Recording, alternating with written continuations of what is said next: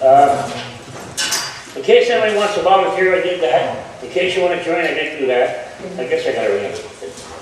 All right, we're really blessed tonight, as we are with most of our speakers. We'll do that. This is our second time for Joann to be here.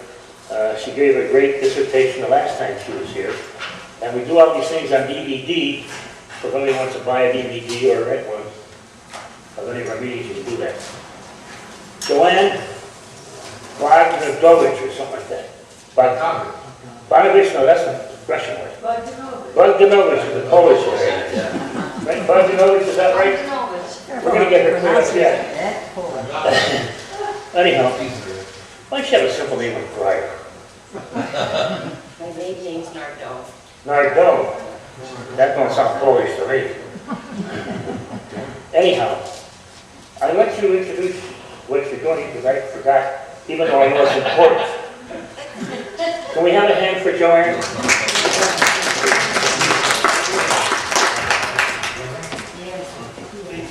Here's the mic, it's going to get started. Can you hear me okay? Well, just try to say if it's not good, I'll take it away. Good evening, ladies and gentlemen. Good evening.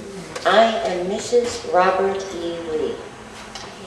The General wants to send his appreciation for you having me here to talk a little bit about our home, which is in Arlington, Virginia.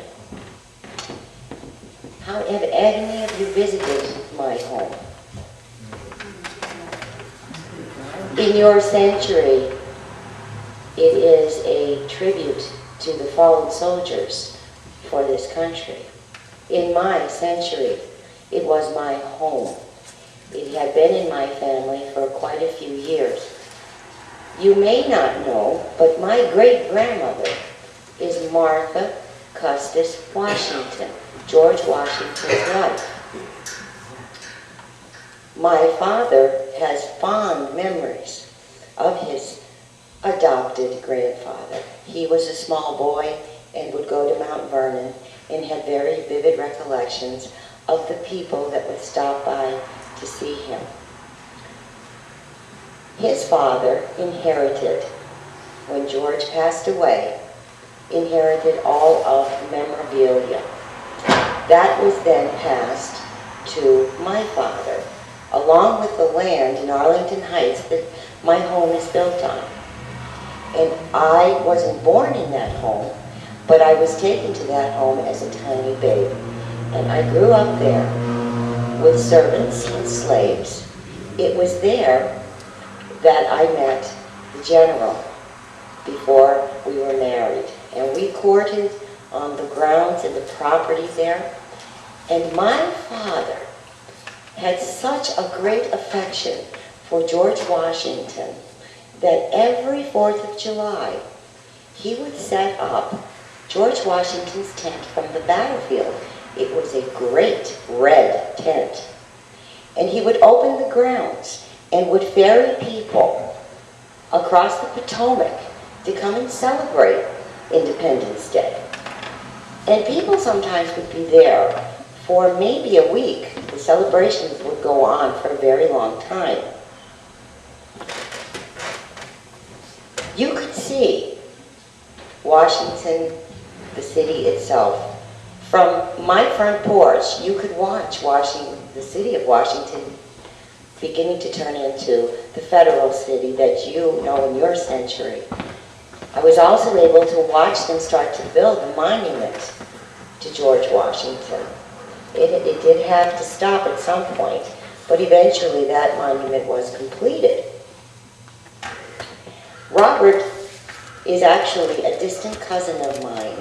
This is a genealogy society, and I think you would actually enjoy looking at my genealogy. You'll find very famous American names in my family. Randolph, Washington, Lee. One of the first Lees here, you might know the name, is Light Horse Harry Lee. And he is related to my husband and myself distantly down the line. Robert, as you know, was a career military man. Robert went to West Point. Robert had a good career up until the time of the war. It took a long time for Robert to attain the rank of general. You must remember that my husband was in service for quite some years, 20 years before he achieved that rank.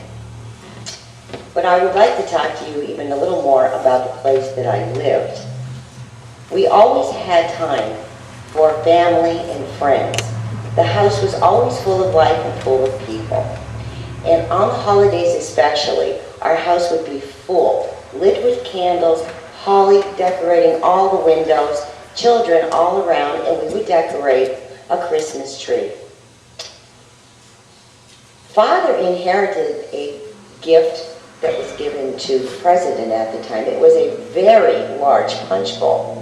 And at the bottom of that punch bowl was a masting ship. People stayed an awful long time to celebrate in the 19th century. But Papa made a rule that once you could see the bottom of the ship, at the bottom of the bowl, it was time for the company to leave. Now this bowl was so big that there were times where it took 2 or 3 days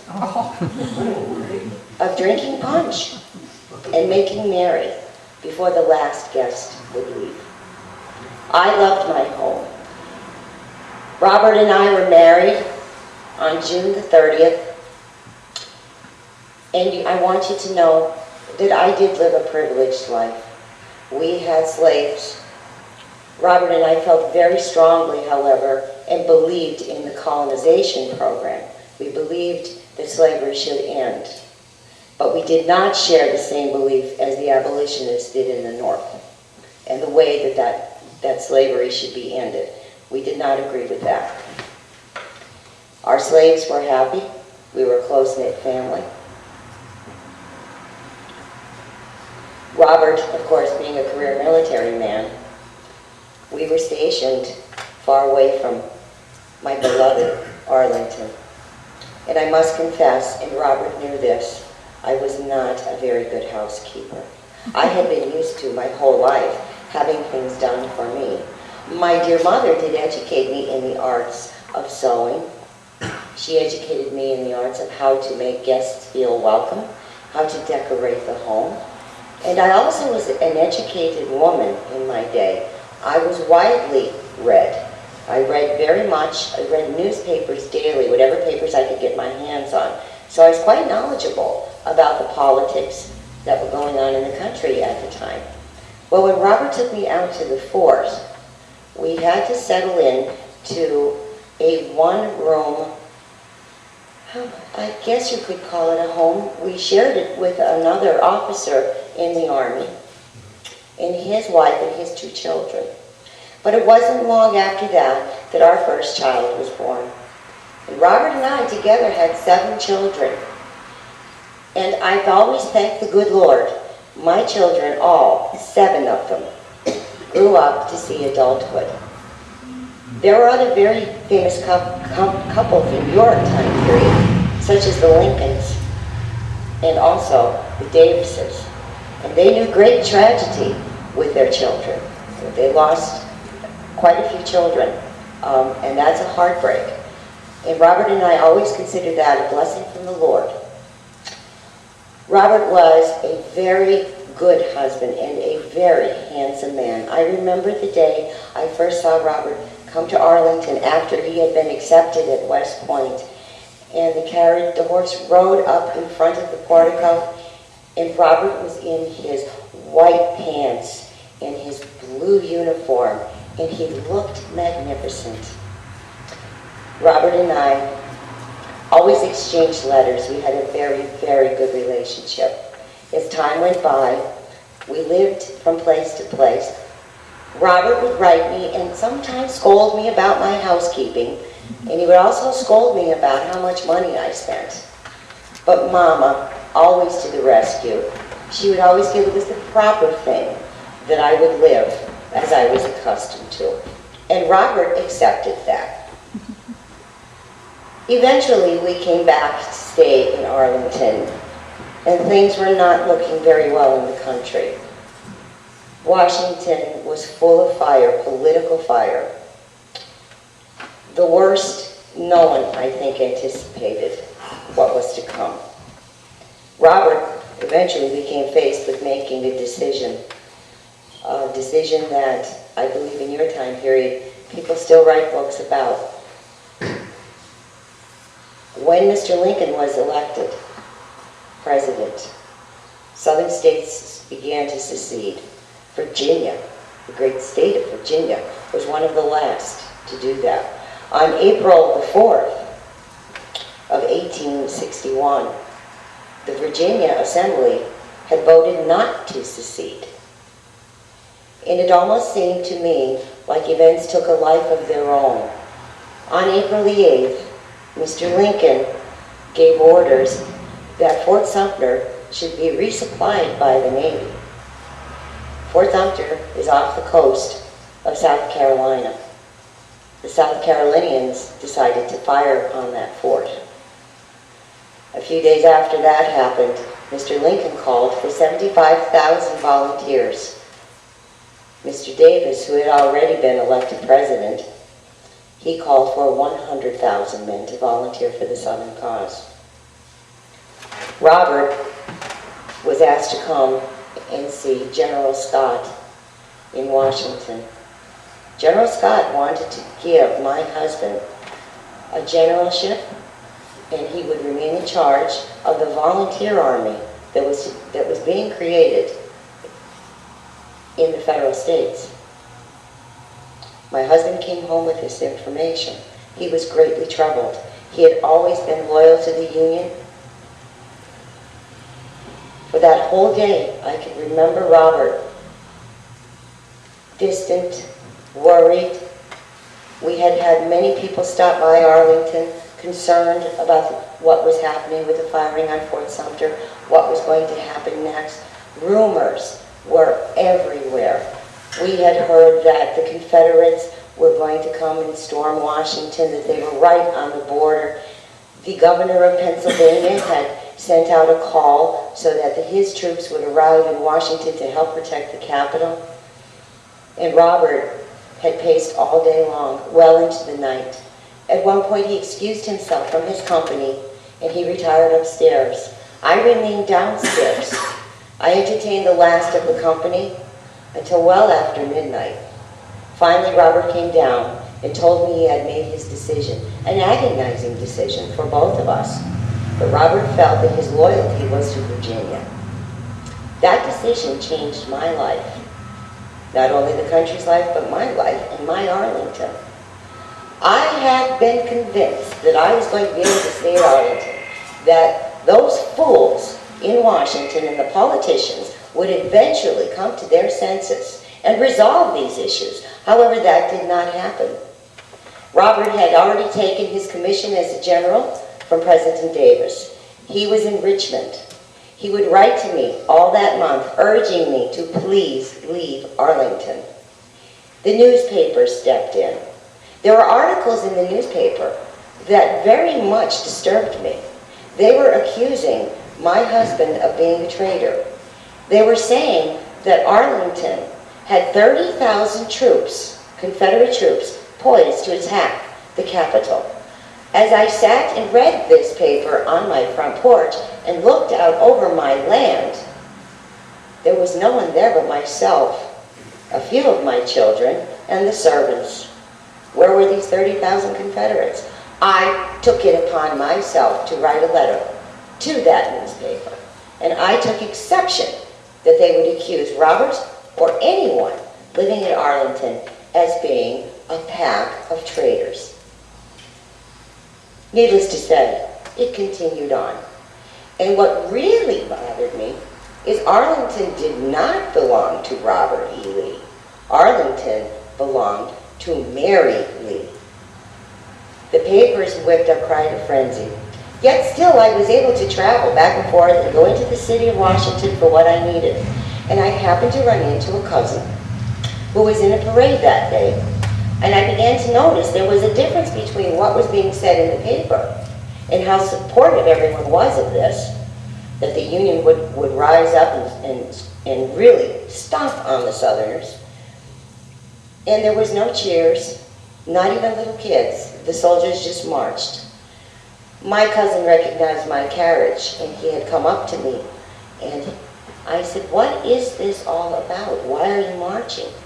He had informed me that they had word that yet again there were more troops poised at Arlington to attack the city. I told my dear cousin there was no one there but myself.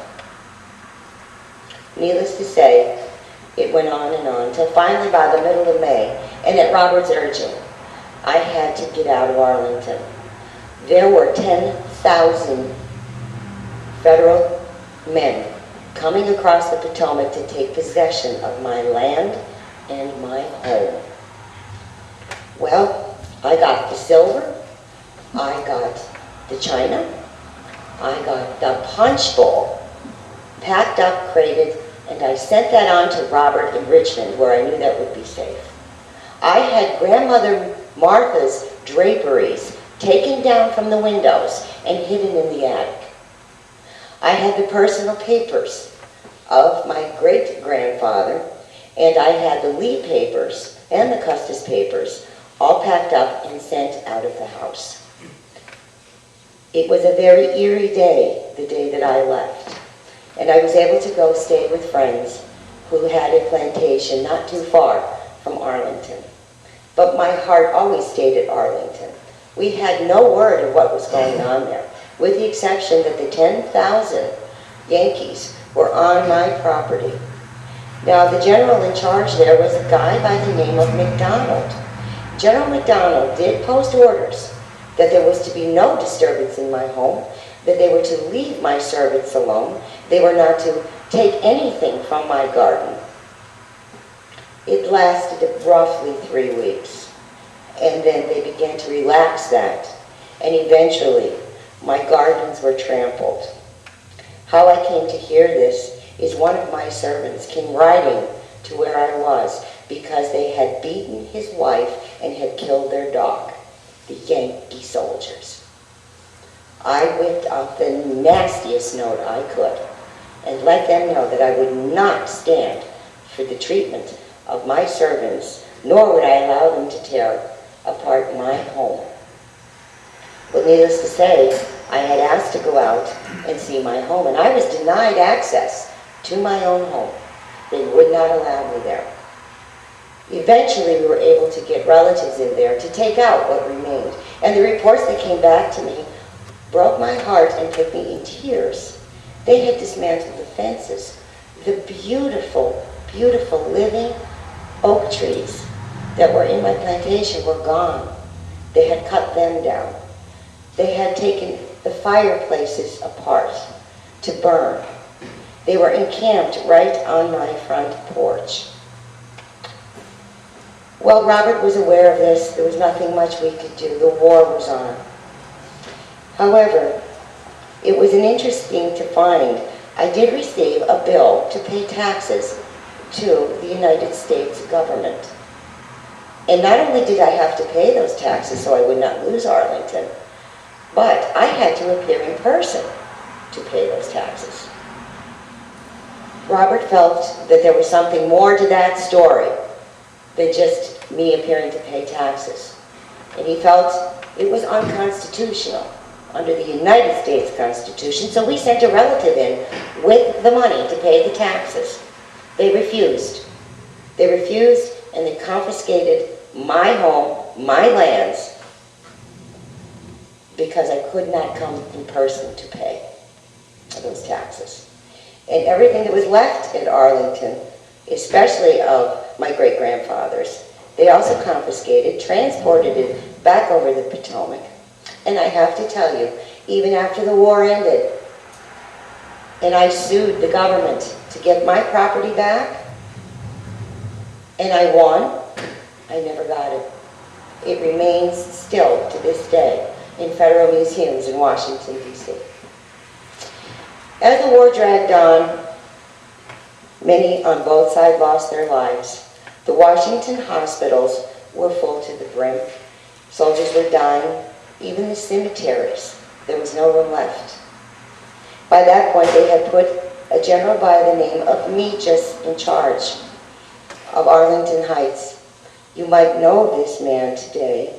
He's the man who is responsible for having the Capitol Dome put on in Washington, D.C.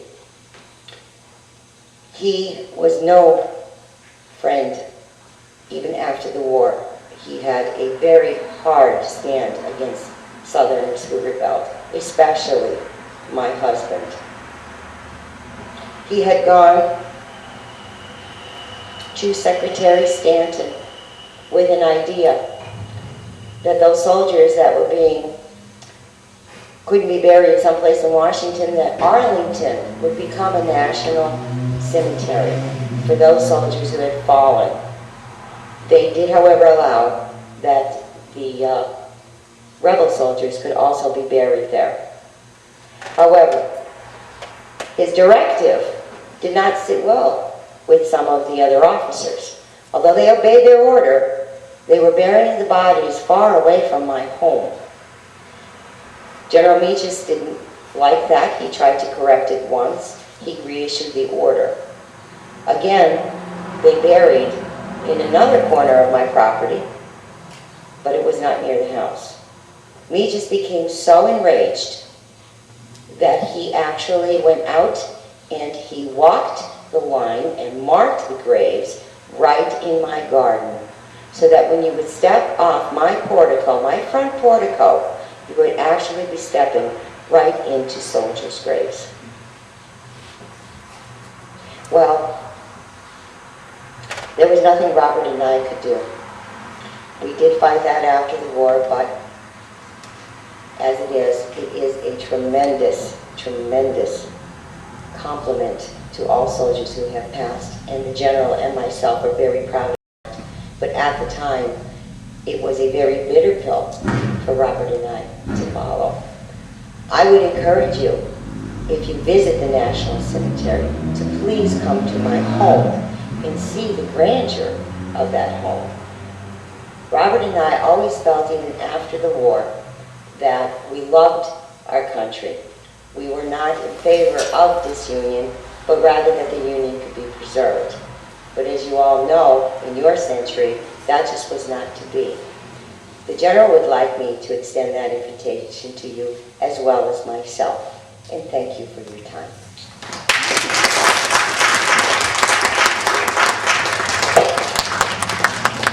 If there are any questions, I'd be more than glad to answer. Where is General Lee Robert buried? Actually, both he and Mrs. Lee are buried in Virginia. When did the town escapes me? It's not Arlington. No, he's not in Arlington. It's Arlington, Arlington.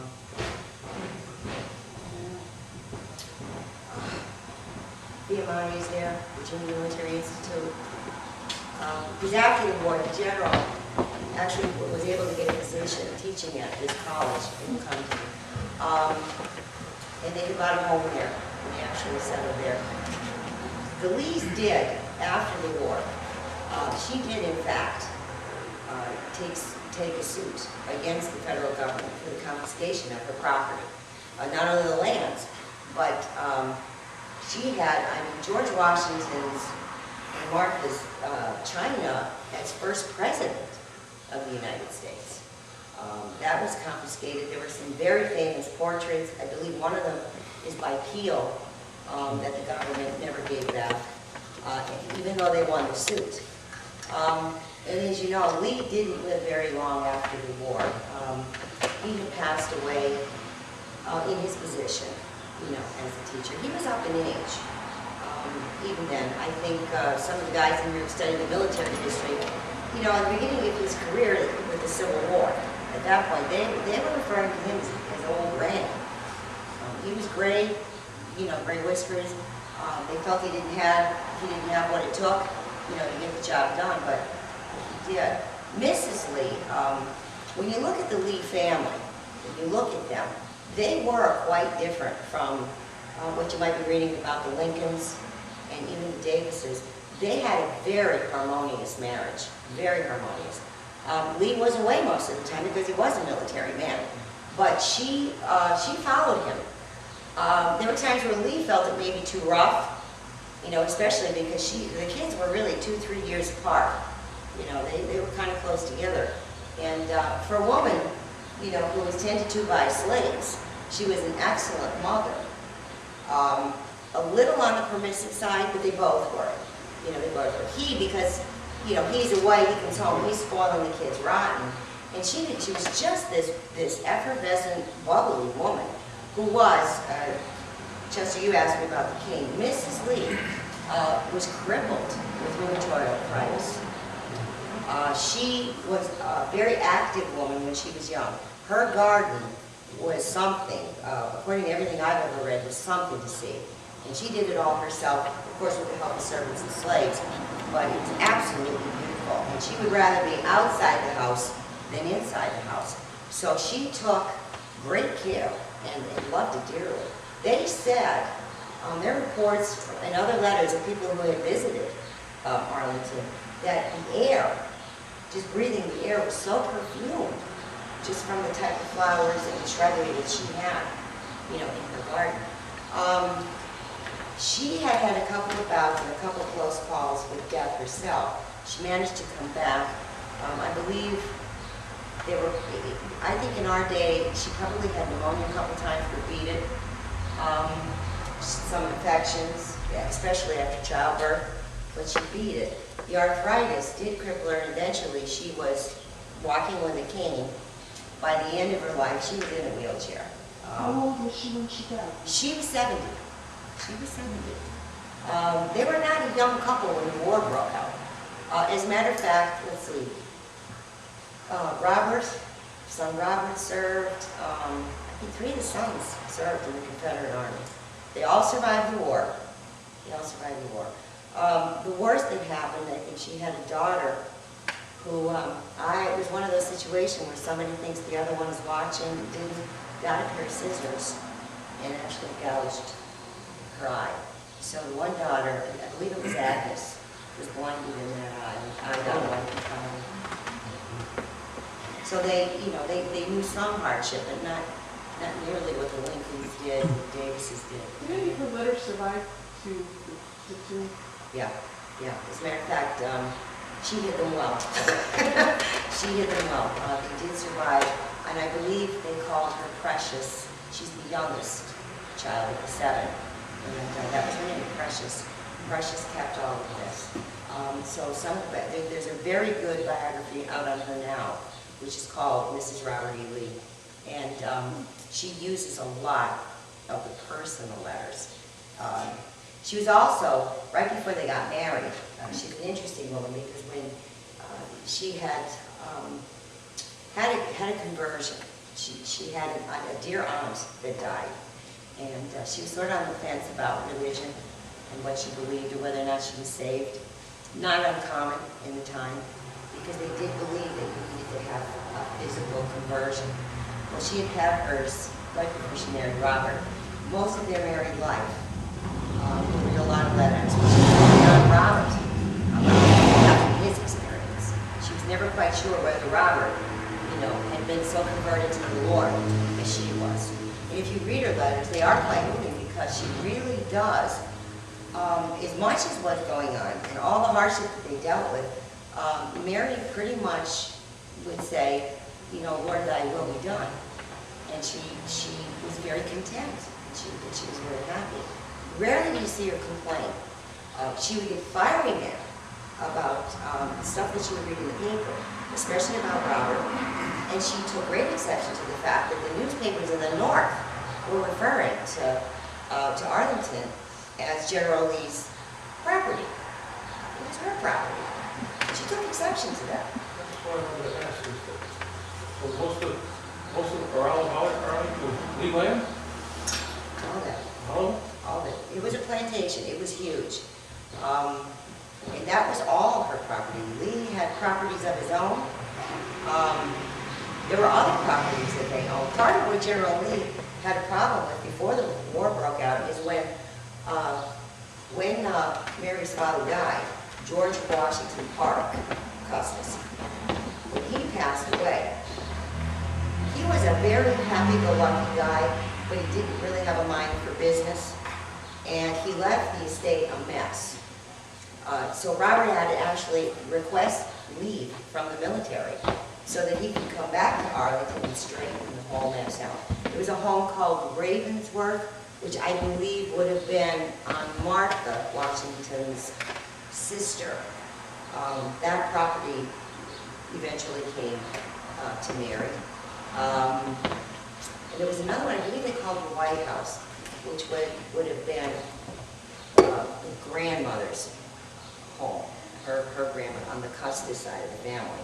So they huge tracts of land, you know, in that upper Virginia Peninsula. But the guy partied. I don't know how else to put it. Her father just loved people. He was very dedicated to George Washington's memory. There are some great speeches, you can even Google that and get some great speeches about Washington that her father actually wrote. So he was the keeper. He was the keeper of the flame. And after he passed away, Mary had often said that she was glad that he had passed, that she wouldn't come to, you know, he wouldn't see, you know, what was happening, you know, to all his property, what was happening to the country. He was very concerned, you know, about that. Because as far back, you know, the 1840s, you know, they avoided the Civil War for about 20 years. You know, they put that war off for about 20 years. They tried. So the papers were always loaded with, you know, we had the Missouri Compromise, the Distillers of the Head. As early as 1859, John Brown's attack, and that was all connected back to the North with the abolitionists. So, and there were extremes on both sides. And the newspapers of the day fanned a lot of that, depending which part. Well, you know, it's funny. The more things change, the more things stay the same. You know, you can go back. The irony, you know, that I found in this too is that, you know, there they are, and the Union occupies, you know, that land, and yet the slaves still were there. Slaves were working for the Union Army, you know, in 1861. So it was kind of a little bit of an irony there. It's not like they said, you know, you're free. No, that wouldn't happen until 1863. So it was still the law of the land, you know, even then. All those soldiers that were buried on the estate, were they eventually moved to the National Cemetery, or? That is the National Cemetery. It is, oh, the estate is the National Cemetery, I didn't know that. That's how they took it from the family, so it would never go back into the family's name. They turned it to a national cemetery. The other ones that fought for the South received their land back, but as soon as the government turned that over to the National Cemetery and it became national property, they could never get their property back.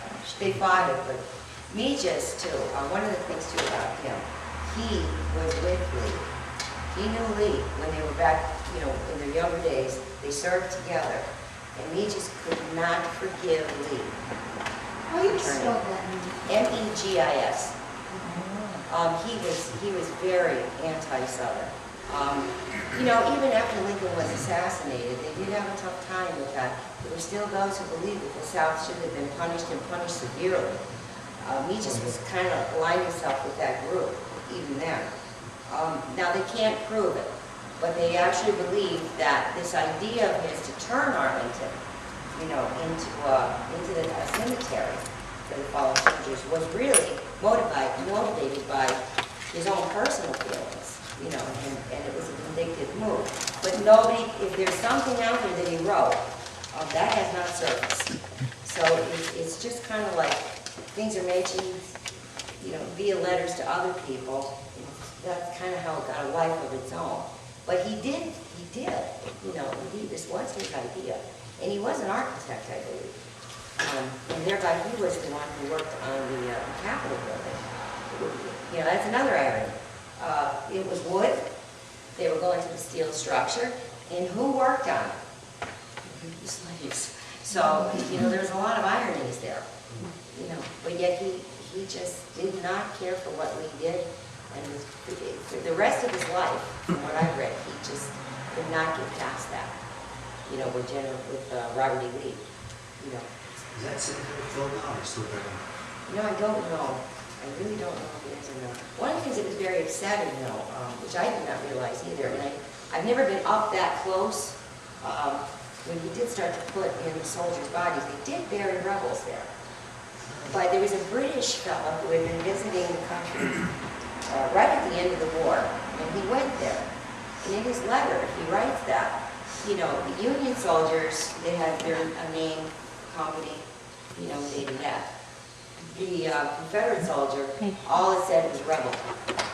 No name, yeah.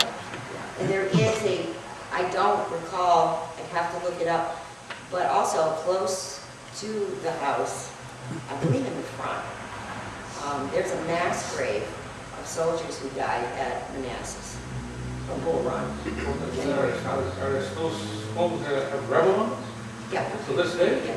Oh my God.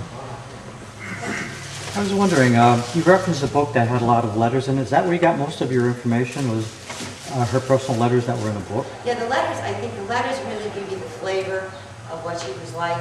She was also, before the war broke out, and I think you can still get it in print, it's called Recollections and Memoirs of George Washington.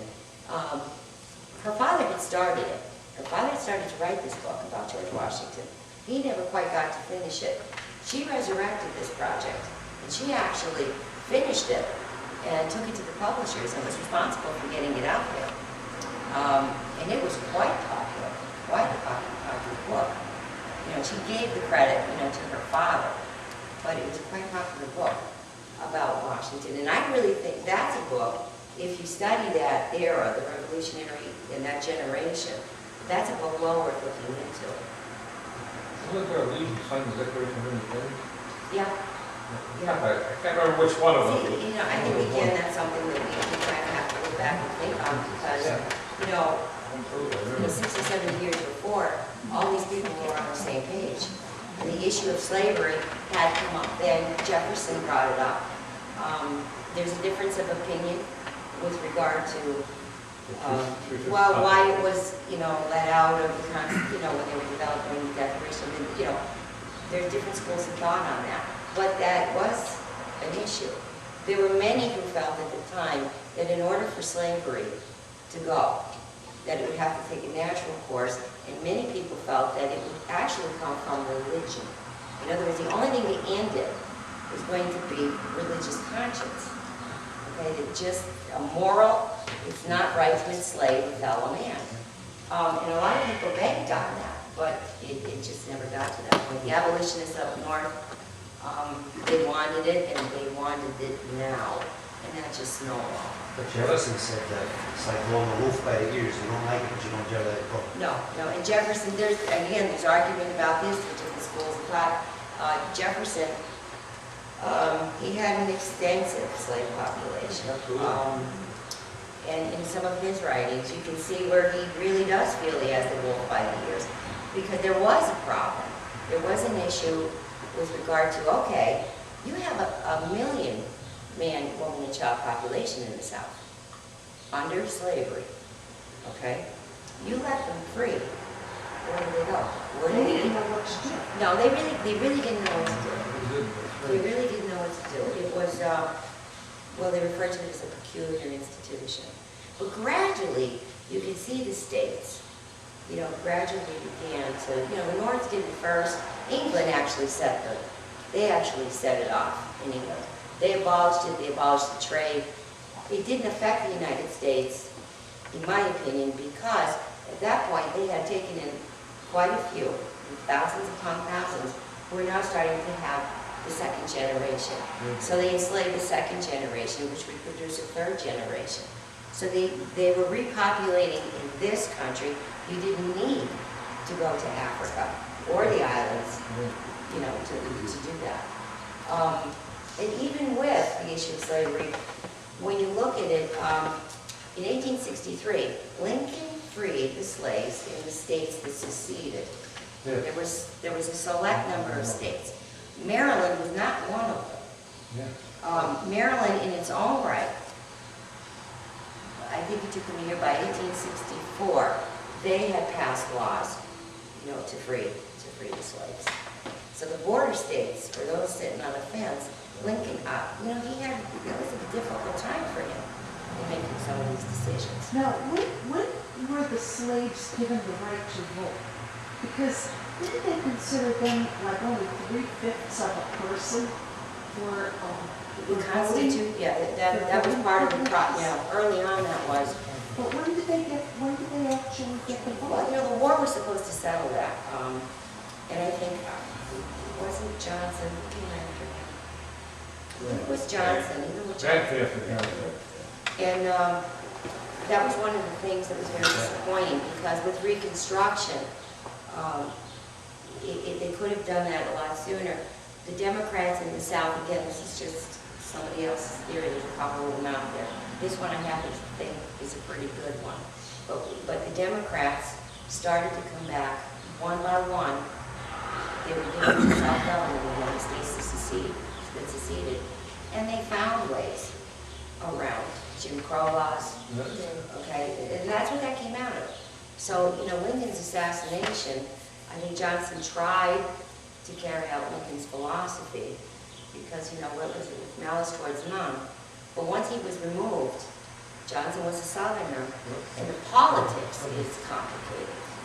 It's very complicated. I think the lucky winner of this raffle tonight is going to learn a lot more about Civil War, but you were wonderful. Yeah. I really appreciate it. Anybody want any more tickets before I ask this lovely lady to pick the winner? Just for your information, this celebration this weekend of Memorial Day, that was the ladies of the South who began that tradition. When the war was over, and of course, you know, great loss on both sides, the ladies in the South, in May, it was their tradition to take flowers and garlands. They would go to their loved ones' stones, and they would decorate them with the flowers in remembrance. Hence, Decoration Day. A lot of this room would remember, it was always called Decoration Day. That's where the term comes from. It's actually from the South. We have some people, some of the variants is kind of crazy.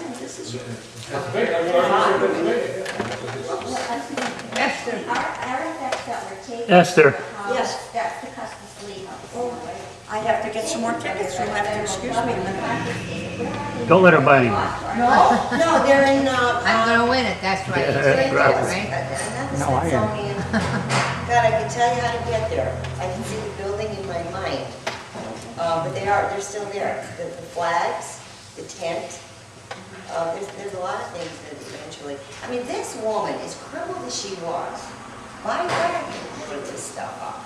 And she was creating this stuff around Sullivan. You know, I don't think they ever recovered. No, actually they did. Martha Washington's drapes. There is a cousin by the name of Britannia, I can't think of her last name. She actually got permission to go into the house while it was under, you know, federal army, and she took the drapes. But I don't know what happened to Martha's drapes. Apparently they were nice and heavy. There was something that in her letter she talks about hanging those in the winter months. Those aren't the ones Cal Burnett wore in that show, then? You know what, Joe? They might have been. They might have been. Okay, let's see who's the lucky winner. And I hope it's me.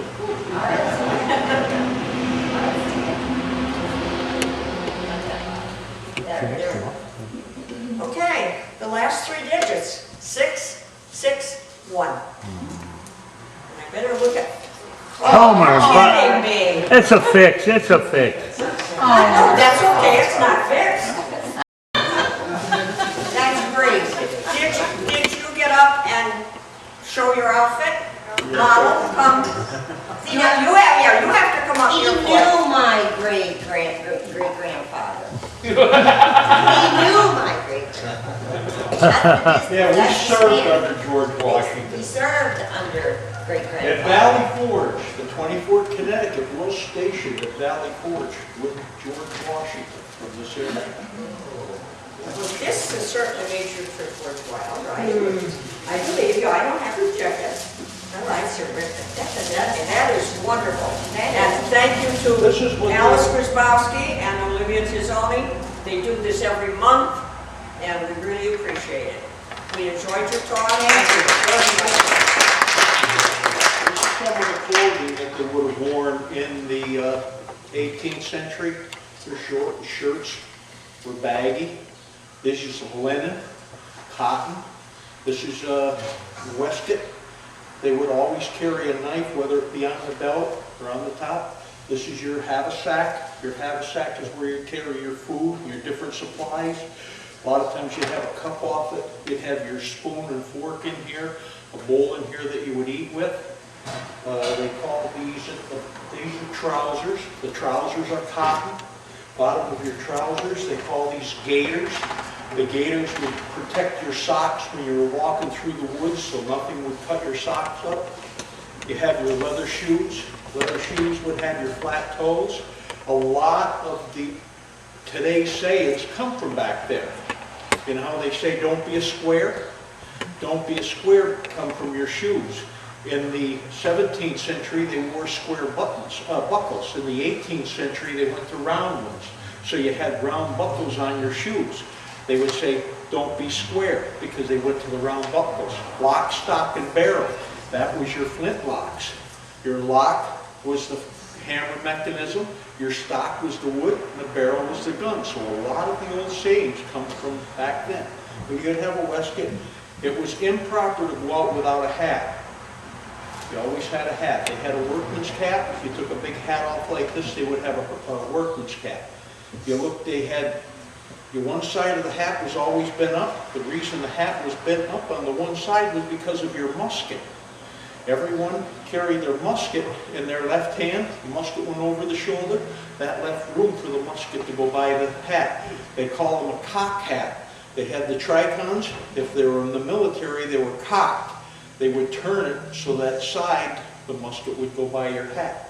If you were in the military, you would have, everything went on in place. This would be the last thing to go.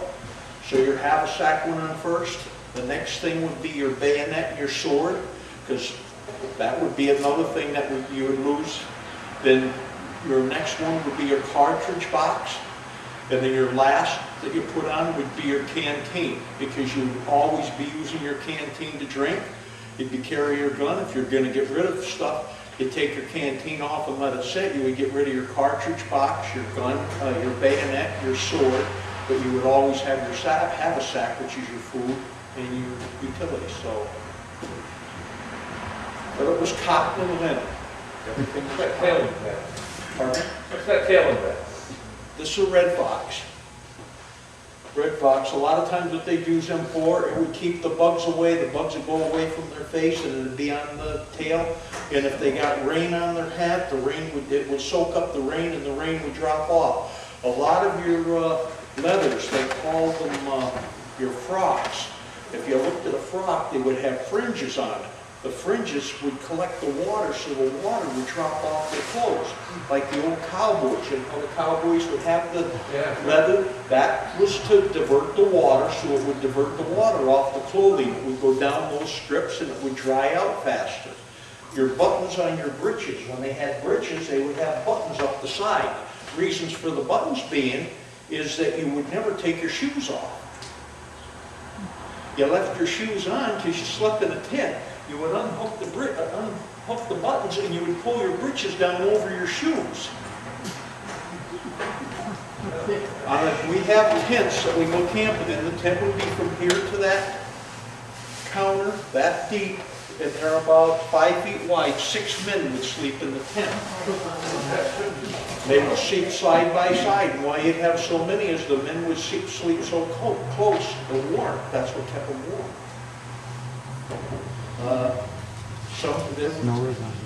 It was not an easy life. 29 days. When they left Yorktown, when Washington left Yorktown, 29 days later, they were in Boston, Massachusetts. They walked from Yorktown to Boston in 29 days. The only time during the war was when he left Yorktown, they stopped at Mount Vernon. That was the only time during the Revolutionary War that he was home. And they camped out at Mount Vernon on the way to Boston.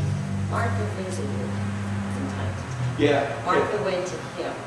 Yeah. She visited him at Valley Forge. Yeah. She She did. did Valley Forge. And the men really loved Washington and Martha. When Martha come to Valley Forge, a lot of the men, like I said, they had a lot of time. They would carve different things. They gave gifts to Martha because of being George Washington's wife. They really respected both of them. And if anyone gets a chance, go to Mount Vernon. They put a new museum in there, and it's unreal. It really is. And at the end of the Revolutionary War, the way the government was set up, most of the government was set up because of Washington. They said after the end of the war, he could have been king. Yep. I mean, you could have that kind of government because the people loved him that much. And he says, no, I don't want to rule the country. I want it ruled by the people. So a lot of the democracy and the rights we have today was because of him.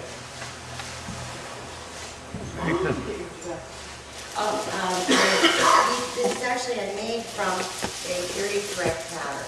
What I'm actually wearing tonight is different. Those of you saw it the last time, this would be considered a ball gown or a formal.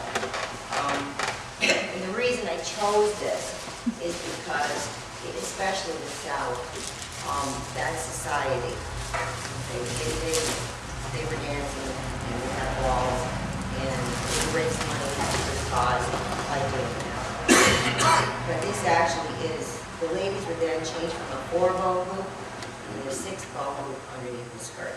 They went with a nice full flounce. It's the only time you will see the ladies with their shoulders and the neck open and the arms showing. It's the only time. That's not made of bone underneath it, your hoop. What's your hoop made of? This is bone. This is That bone. really is Yeah, bone? this is bone, yeah. Oh, I thought they used modern made out of something else. Yeah, it's bone and then cloth over the bone. Since I was wondering, since you were so close to Washington, being in Arlington, were you under house arrest, or like you said, you were free to come and go? I'm surprised that you weren't like sequestered or It was by the Union. because in the 19th century, how can I explain this?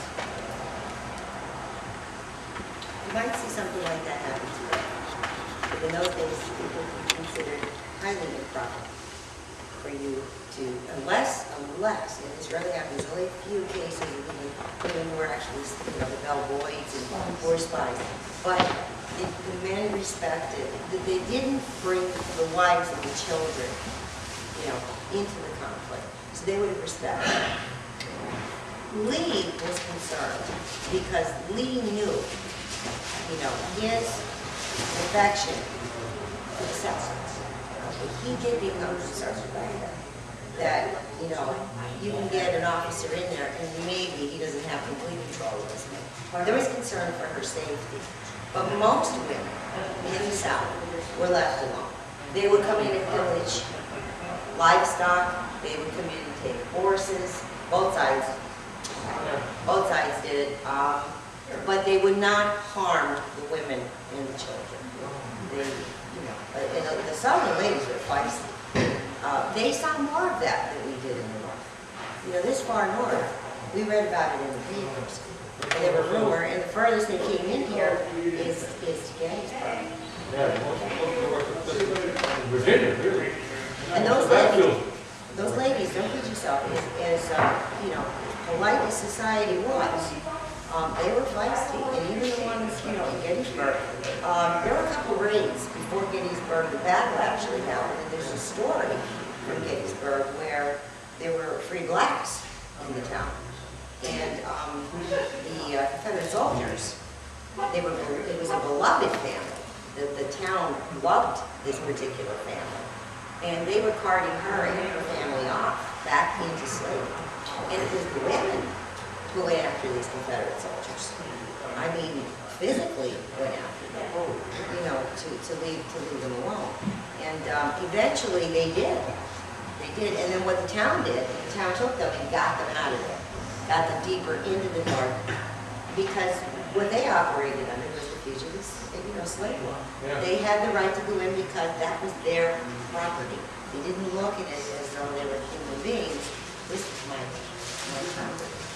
So, we have, even up here, when you start to look locally, and you look at Scranton, if you look at the Underground Railroad, it's very interesting to see that it comes directly at us, and then it actually goes around us. That's one of the things I'm kind of looking at now, because I can't understand it. I can't really find anything to say that Scranton itself, as the city developed, was a Copperhead haven. Copperhead was anti-war, Union as it is, Democrat. I can understand it in Luzerne County because they actually ran a Judge Woodward, who did very well for himself, from Wilkes-Barre. They ran him against Governor Curtin, who was the war governor here at the time. And it was kind of interesting, but he was labeled in the newspapers as a Copperhead because he had views that the Union as it is, okay? And then they accused him of supporting slavery, all kinds of stuff went on. He gave speeches in Philadelphia. Curtin didn't win, but there might have been more doubt, but you can see, that's what I'm looking for, is the Copperhead from being prevented them coming right up. It seems to me like Mrs. Lee was very well read for her time. Yeah, Am I right? she Very was. well educated. She was, and I think, one of the things they taught me when I was getting my master's is that when you get into history and you get into, a different period, you have to accept their culture, their society for the way it was. And you have to try really hard not to pass judgment. The second thing too, that at least I've discovered, not any different today. If you had money and means, even as a woman, you obtained an education. To be an educated woman was favorable. What they didn't want you to do, society dictated this, you weren't going to go out and work. No. Okay, you weren't going to go out and work. But you could paint, you could play music, and some women did. You look at Louise Mayalka. She became a writer. You'll notice there's a lot of women who wrote, fiction, even some nonfiction, as Mrs. Lee did. They were published and very popular. And that's where it started to be, these acceptable roles, for women to go out and earn money. The schools, in the school system, especially during the war, you had your schoolmaster. All the teachers were male. Okay? When that fella either volunteered or he was conscripted into the army, and there were no other fellows in the town, the school boards at the time began to look for was a woman who could read, write, and do arithmetic, the 3 R's, well. And you read, you'll see little advertisements that they have to do it well. And then they would come in to try and take over. But in small places, like here, generally what ended up happening is you as mom, you're not only running the farm or running the house close to town or the business because your husband is, serving the cause, you become, because many of the pastors served, so you became their religious teacher, you became reading, writing, arithmetic, history. Those, though, that did not have the money to meet, the immigrants, the Irish in particular, in the 1840s they were coming over in droves. They were not educated, they were laborers. They weren't even skilled laborers. There is where chances are that woman, she can maybe make the X, unless she's self-taught. And that's how that parochial school system develops too. It's because they see the need. When these kids are out on the street, parents are trying to work, nobody's watching the kids. So the church basically steps in and develops these schools so that these kids could learn. In the Civil War, were there a lot of women that followed their husbands? Yes, yes. Themselves as men? Yes, many felt strong enough about themselves and the cause to actually fight on their own. Many went and put the uniform on so that they could be with their husband. And then there were women who followed, they followed the army. And they would earn money. They were poor. So they would wash the shirts. They would mend, put the buttons back on. They would do some cooking. And they would follow. And you can't right behind them. But those, again, are probably what they would consider not in Mrs. Lee's, social Class. status. Yeah. Now, is Harper Lee a descendant? You know, I believe, I'd like to double check it to make sure, but I think she is.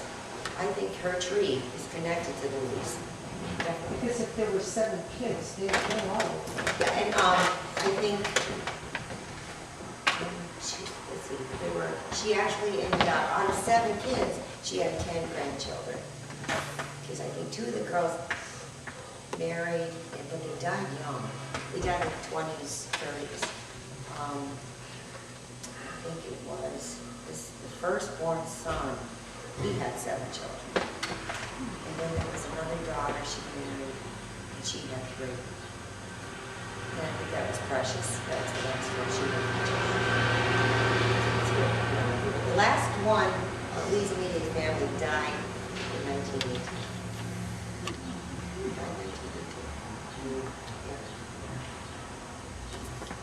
Nice family. Really nice family.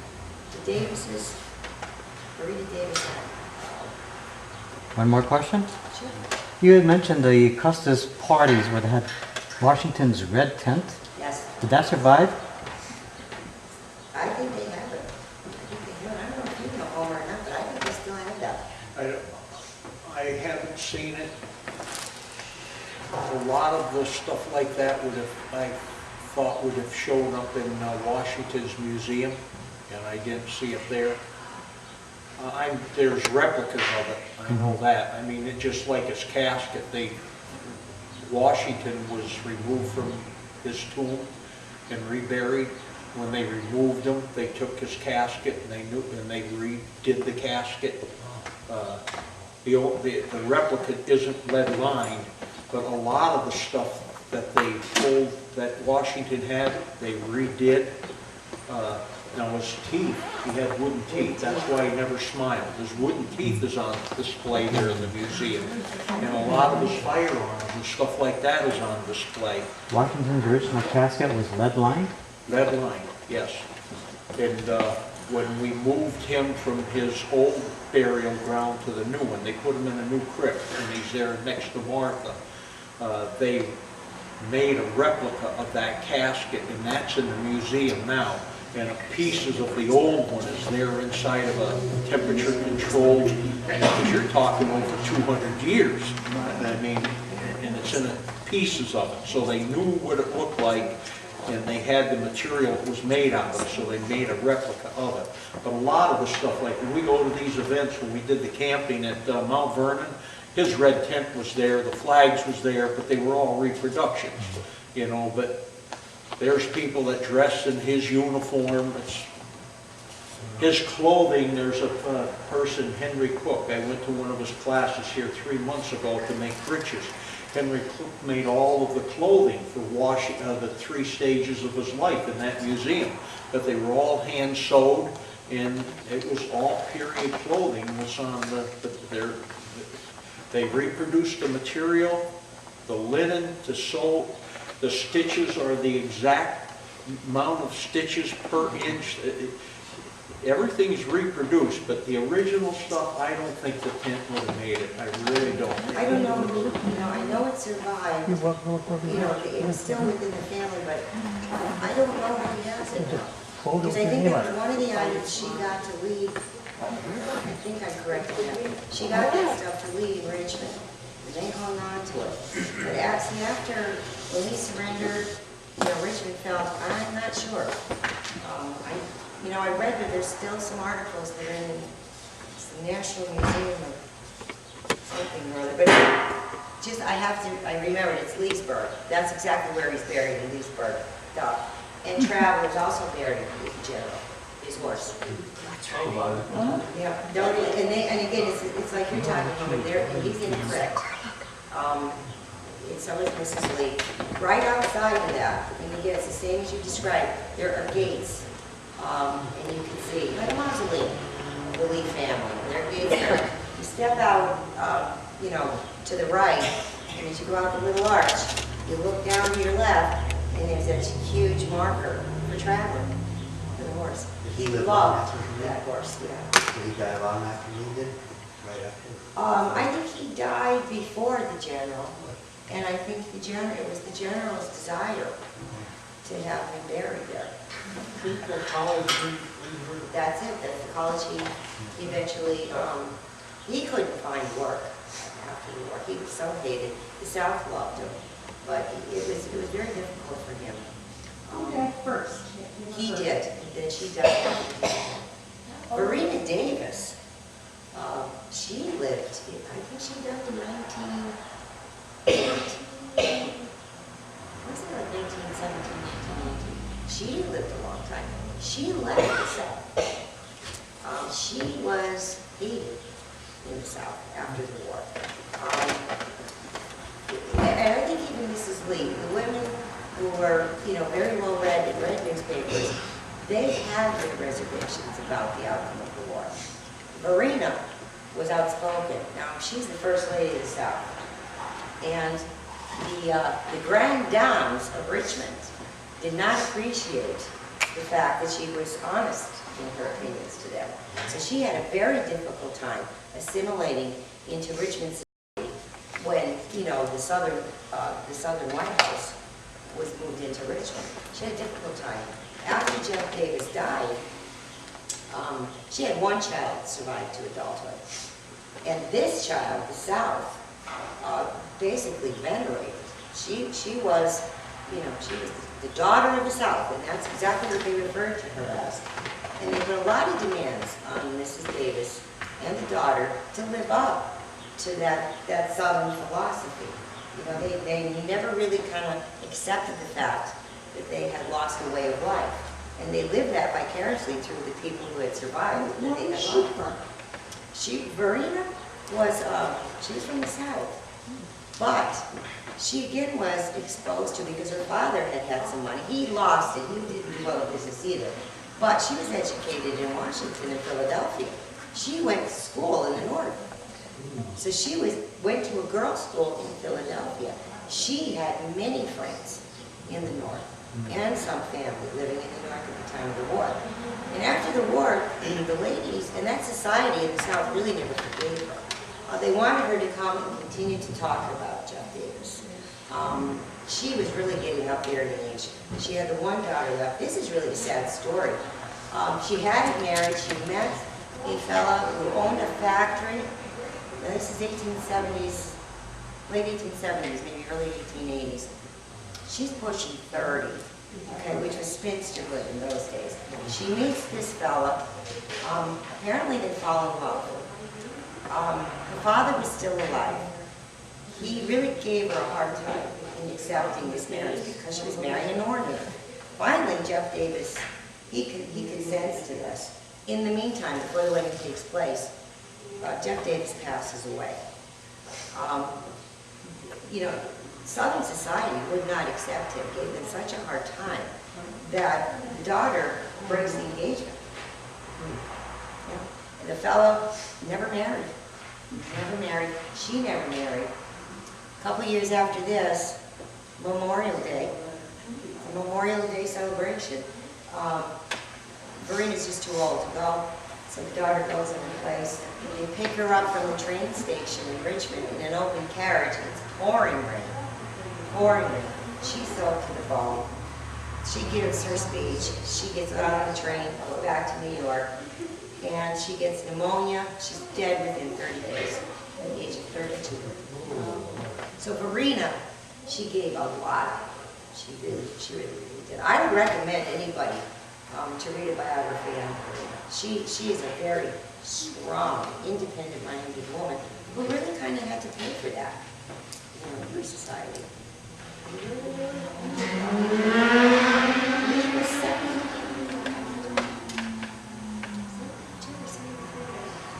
She was younger than him. And I think he died in 1870, and I think she died in 1873. So they were close together. She also had a child. One of her children also died the same year as she did. But all those families, they really were, there was no dysfunctionality, to use our term, in that family. It was really, really nice.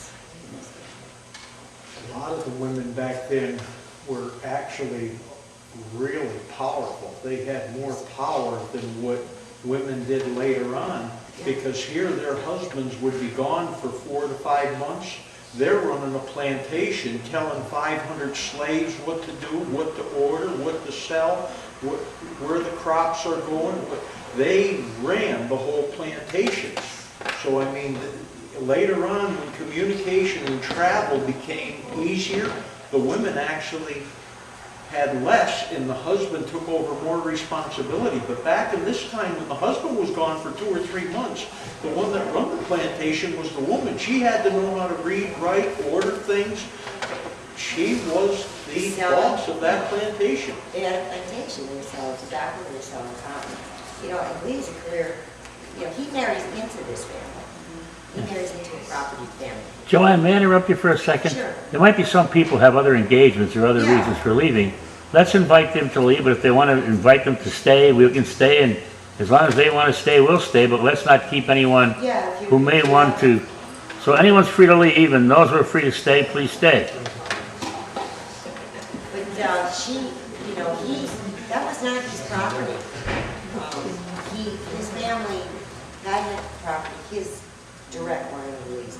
Some bad decision making, so he did not have nearly as much in property wealth as she did. And there were other Lee boys, and that's one of the reasons, you know, Robert was not the eldest in that family, which was very common in those days. The eldest was going to get the most out of it, and what was Robert going to do? He went into the service, and it was the Lee name that actually got him the appointment to West Point. He did okay there. He did okay there, but he was not at the top of his class. But you know, he had to come, you know, he only stepped in, I think, to help straighten it out, because Verena, you know, with the death of her father, she was overwhelmed. She was because they were very close. They were very, very close, her father and she. And I think, yeah, her mom survived her father. A few years later, you know, she lost her mom. Lots of family, and after the celebrations were just unbelievable. Christmas at Arlington, you know, they actually talk about, Lee is writing a letter to a friend of his, and I think this actually happened to be at their wedding. And he's writing about making arrangements because he has to report back to duty. And he's writing like, you know, they got married on the 30th. It's already like July 7th or something. And the men have left. However, he puts in, the women are staying an extra week. Okay, and you're talking 20 women. You're not talking, you know, a handful of women decide to stay over. They stayed. They traveled, so they stayed. And they entertained. And you would have a ball in those days, and they did have those dances. These things would go on until 3 hours in the morning, until the next morning. Yeah. Oh, believe me, it's not as hard as you think. They were doing waltzes. Now, one of the things that I have on, this would be for the ball. They wore a flat shoe. Okay, very similar to this. Sometimes they even, if you see them in New Zealand, they may even resemble a ballet shoe, decorated. They were flat, and you know, it just because the dances actually accommodated the skirt. If it was weird. Yeah. Well, you know, and these things had to stay down, okay? And there is a method. Dale knows, because Dale goes to the ball. But, you know, when you dance, it was like this. So my shoulder would never raise up, okay? Because I couldn't go like that. Because this is a little loose. That's the way it was. So and to be a gentleman, he would cover my hand. So that would be protected, yeah. Arm down. Left arm is down, okay? Yay, Dale! Dale's gonna have to give lessons. Huge rooms. You know, these houses, if you look at some of the old homes and take those tours, a lot of the more wealthy in the population had ballrooms, and they're big. I mean, even look at the ones in Williamsburg, in the governor's palace. That's a big room for its day. Their skirts were like this. Okay, so where our, you know, in the 19th century, they were full out. Well, the ladies in that period were flat, but they came out the sides. Those big flowers. Okay. So literally, you would walk sideways through something like this without a I problem. killed myself getting food. Well, you know what, that's another interesting piece of clothing, because again, that was a cage. And, you know, they would make them, and it's, you would put it around your waist, and it literally was a cage that kind of went out, and the material went over the top of that. Just, yeah, you do, and you'll see me sometimes if I'm doing this, I'm making a breeze.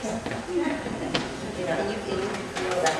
Plus, you know, and I know I shouldn't do this, gentlemen may, it's not gentlemen, but, you know, these black cotton stockings, I mean, they're black and white, sometimes striped red, wool and white. And, Did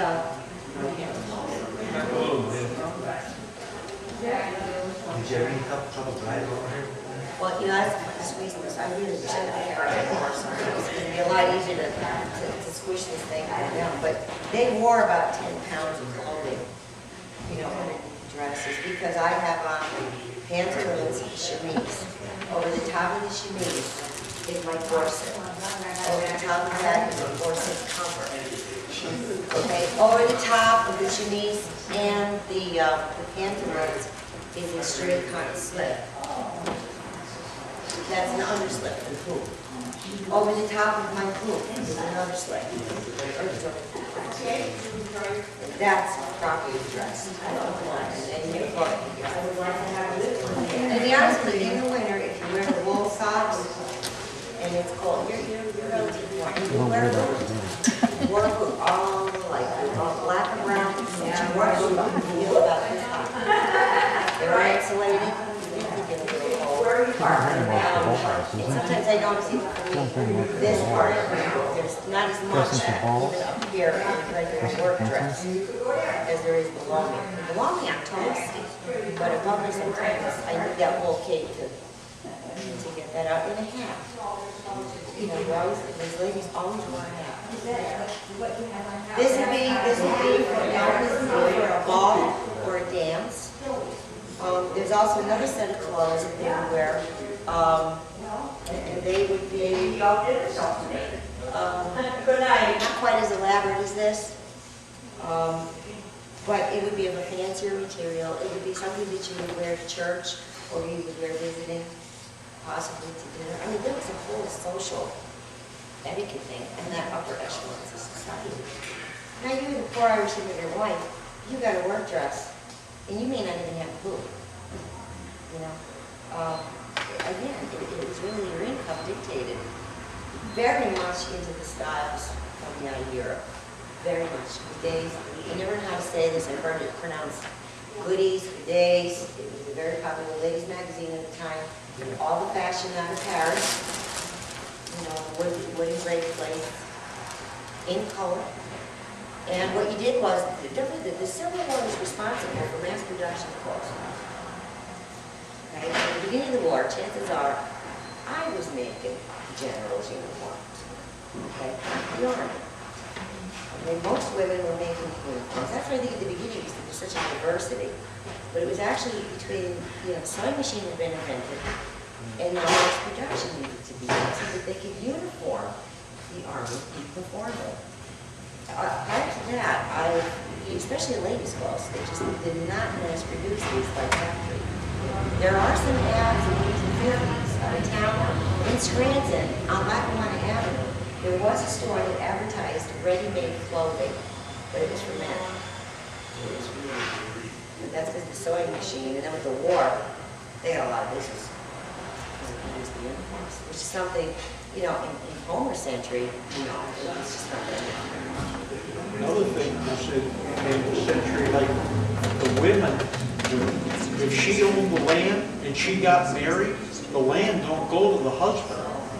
She retains the property.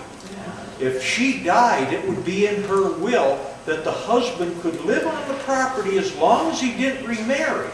But if he remarried, he's no longer entitled to her, it's her property, it's not the husband's.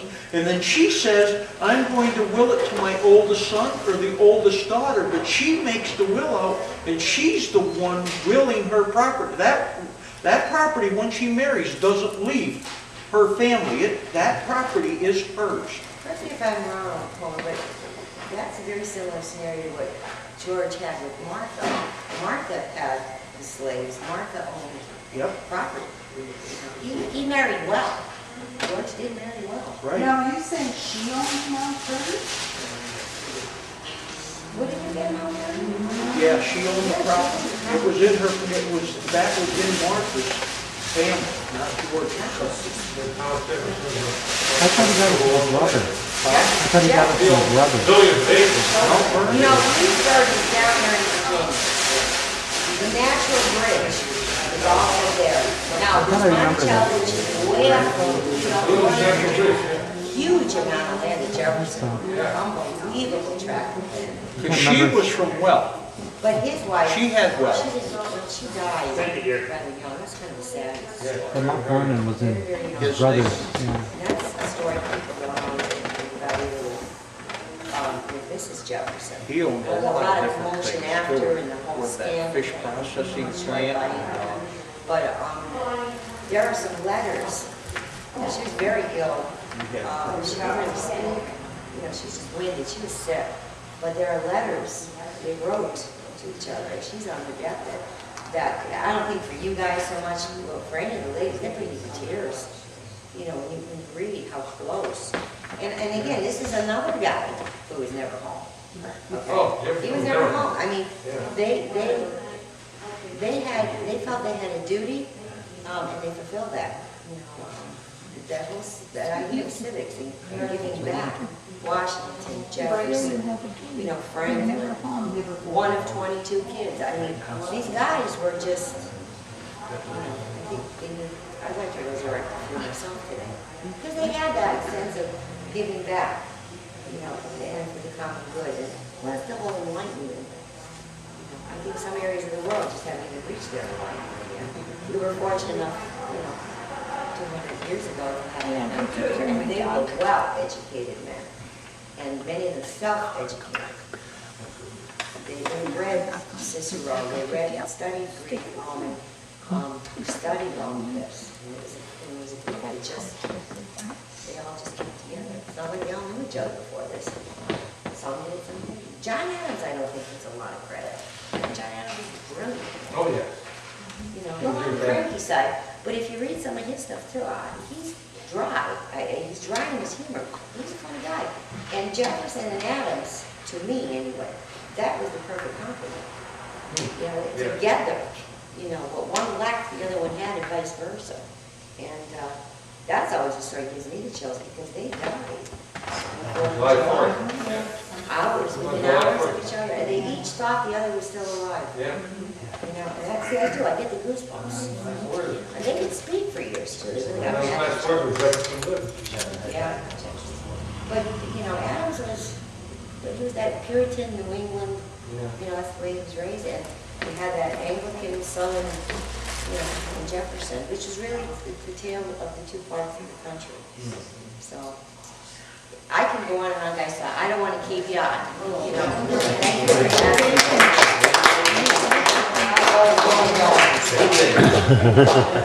Thank you, dear. What do you think there? Pretty good program? Yes, I enjoyed every minute of it.